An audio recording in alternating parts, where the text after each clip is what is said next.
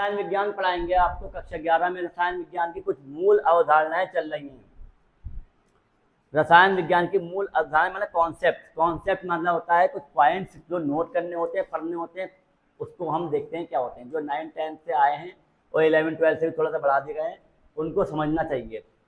रसायन विज्ञान अणुओं उनके रूपांतरण की विज्ञान है। ये न केवल 100 तत्वों का विज्ञान है, अपितु इनसे निर्मित होने वाले असंख्य प्रकार के अणुओं का भी विज्ञान है। रियोल्ड हॉफमैन में स्टेटमेंट है।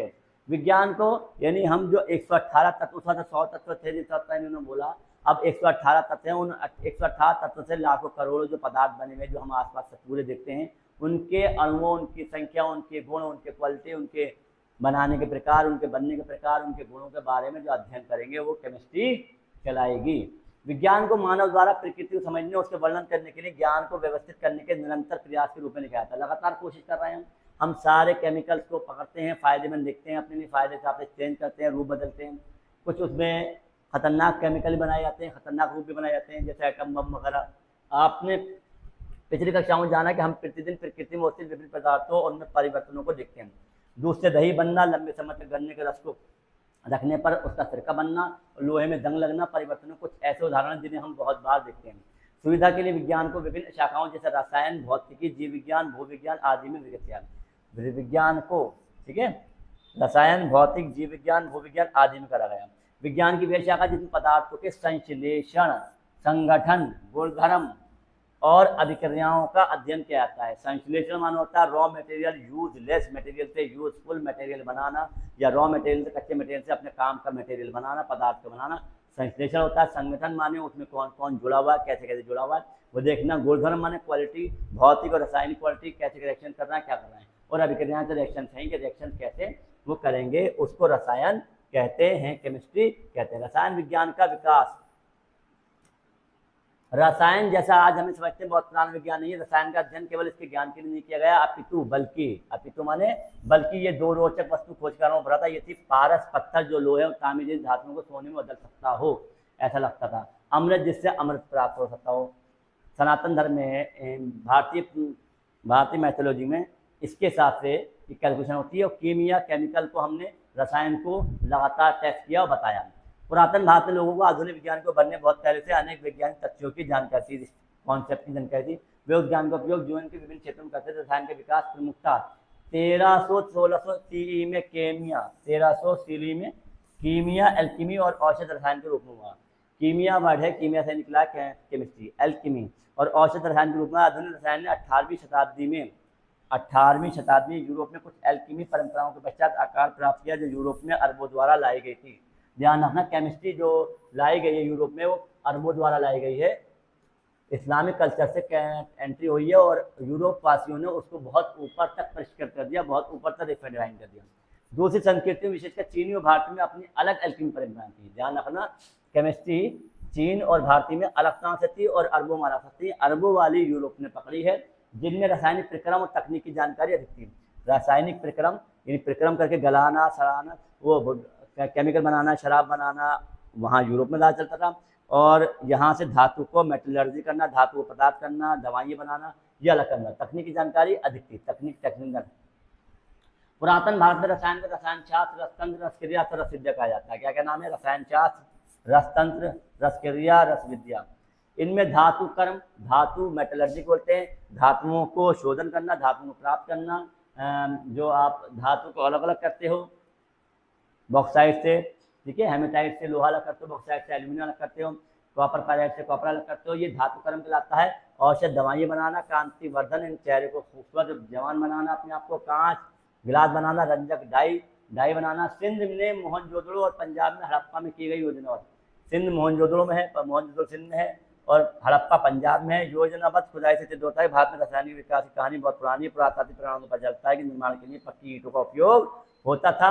मिट्टी के बर्तनों का उत्पादन अधिक मात्रा में किया जाता था। प्राचीनतम रासायनिक प्रक्रम माना जाता है जिसमें वांछनीय गुण, वांछनीय मतलब जो चाहिए, विच रिक्वायर्ड, जो हमें चाहिए, वो गुण वांछनीय कहलाते हैं। वांछनीय मतलब जो चाहिए।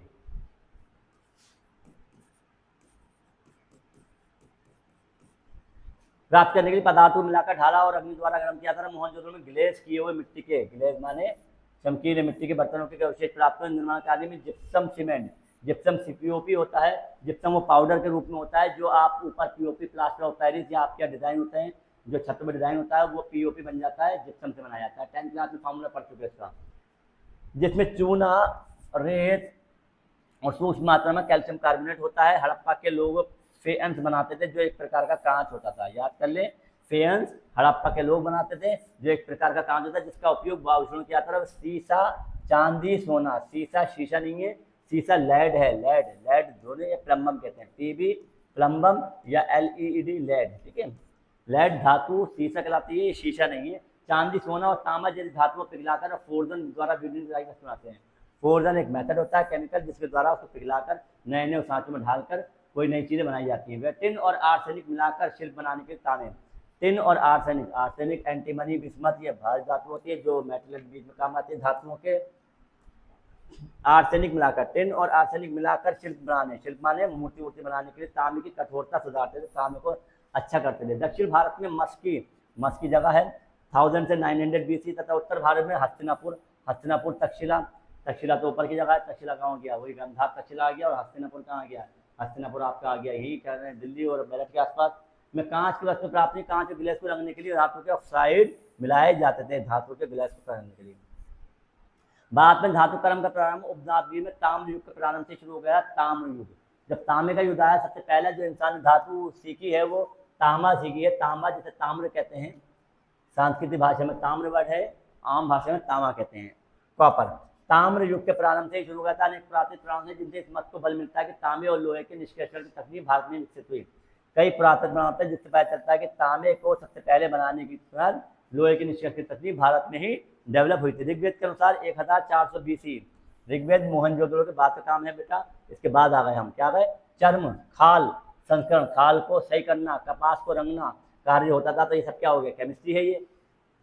उत्तर भारत में काली पॉलिश वाले मिट्टी के बर्तनों की सुनहरी चमक को दोहराया नहीं जा सका और यह अब भी रासायनिक रहस्य है। काली पॉलिश वाली मिट्टी के बर्तनों की सुनहरी चमक को हम अब नहीं पा सके कि इसमें कौन सा केमिकल इस्तेमाल किया जाता था, अभी तक उसका रहस्य गूढ़ है, खोजा हुआ है। काली पॉलिश वाली मिट्टी के बर्तन मिले हैं, उनकी सुनहरी चमक को दोबारा प्राप्त नहीं किया था और यह अब भी एक रासायनिक रहस्य। इन बर्तनों को प्राप्त चलता है भट्टियों को ताप कितनी दक्षता से नियंत्रित किया था, भट्टियों को कहीं ना कोई ताप करता था ताकि उसे चार्ज कौटिल्य के ताकि उसमें चमक आ जाए। कौटिल्य के अर्थशास्त्र से समुद्र से लवण प्राप्त करने का वर्णन है। लवण प्राप्त कैसे करते हैं, केमिस्ट्री के द्वारा करते हैं, रसायन। पुराने वैदिक साहित्य में वर्णित अनेक पदार्थों कथन आधुनिक वैज्ञानिक खोजों से मेल खाते हैं।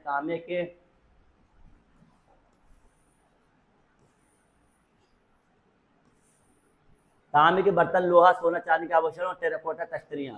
टेराकोटा क्या होता है, टेराकोटा बेटा, टेराकोटा जो होता है वो गेरुए कलर के जो बर्तन होते हैं, रेड कलर के जो आप मिट्टी के बर्तन होते हैं वो टेराकोटा कहते हैं। चित्रकारी किए हुए मिट्टी के स्लेटी बर्तन, स्लेट वाले ग्रे कलर के। उत्तर भारत के बहुत से पुरातन स्थल प्राप्त हुए।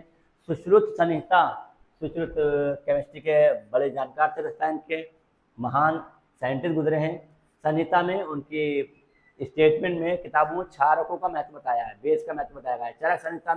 चरक संहिता पुरातन काल के उन भारतीय को लोग जिन्हें सल्फ्यूरिक अम्ल, नाइट्रिक अम्ल और तांबे, टिन, जस्ते के ऑक्साइड, तांबे, जस्ते और लोहे के सल्फेट और शीशे तथा लोहे के कार्बोनेट बनाना आता था। चरक संहिता बहुत ज़्यादा वो नाम है उनका, क्या में बायोलॉजी में, तो बायोलॉजी नाम है तो साथ ही कैसे चल रहा है।